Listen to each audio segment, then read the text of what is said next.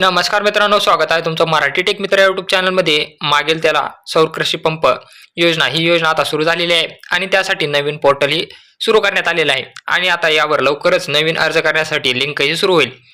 त्यासाठी तुम्हाला कोणकोणती कागदपत्रे लागणार आहेत, ती कागदपत्रे वेबसाईट सुरू होण्याच्या अगोदरच तुम्हाला स्कॅन करून ठेवायची आहेत, जेणेकरून ज्यावेळेस वेबसाईट सुरू होईल त्यावेळेस सर्वात अगोदर तुम्ही स्वतः घर बसल्या तुमचा अर्ज भरू शकता. तर यासाठी कोणते कोणते कागदपत्रे आपल्याला लागणार आहेत याबद्दलची माहिती आपण या व्हिडिओमध्ये जाणून घेणार आहोत.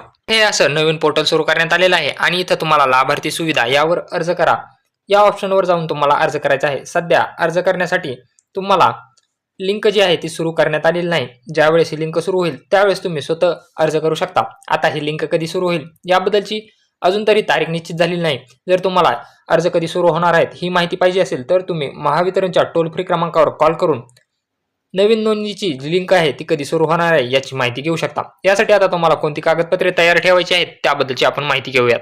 या योजनेअंतर्गत अर्जासोबत कोणते कागदपत्रे आवश्यक आहेत? शेतकऱ्यांकडे असलेल्या शेतीचा 7/12 उतारा ज्यावर जलस्रोताची नोंद आवश्यक आहे, आधार कार्ड, जातीचे प्रमाणपत्र, अनुसूचित जाती जमातीच्या लाभार्थ्यासाठी या कागदपत्रांची सत्यप्रत आवश्यक आहे.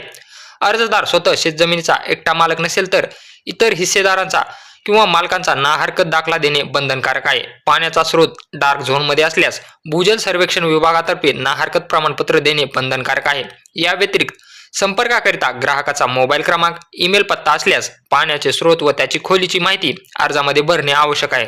म्हणजे तुम्हाला अर्ज करण्यासाठी शेतकऱ्याचा आधार कार्ड ओरिजिनल स्कॅन करून ठेवायचे आहे. त्यानंतर जर तुम्ही SC ST कॅटेगरीमधील असाल तर तुम्हाला तुमचा जातीचा दाखला ओरिजिनल स्वरूपात स्कॅन करून ठेवायचा आहे. त्यानंतर 7/12 जो आहे तो लेटेस्ट मधला तुम्हाला ज्यावर विहीर किंवा बोरची नोंद असणं आवश्यक आहे. जर तुमच्या 7/12 विहीर किंवा बोरची नोंद नसेल तर तुम्ही ती तुमच्या 7/12 लावून घेऊ शकता, जेणेकरून तुम्हाला अर्ज भरताना कुठलीही अडचण येणार नाही. जर तुमच्या 7/12 विहीर किंवा बोरची नोंद नसेल तर तुमचा अर्ज पुन्हा त्रुटीमध्ये टाकला जाऊ शकतो. त्यानंतर जर तुमची 7/12 सामूहिक असेल तर इतर वारसांचे तुम्हाला ना हरकत प्रमाणपत्र घ्यायचं आहे. ना हरकत प्रमाणपत्र तुम्हाला स्टॅम्प पेपरवर नोटरी करून घ्यायचे आहे. त्यावर इतर शेतकरी असतील त्यांची तुम्हाला संमती घ्यायची आहे. त्याचा फॉर्मॅट तुम्हाला आपल्या टेलिग्राम चॅनलवर मिळून जाईल.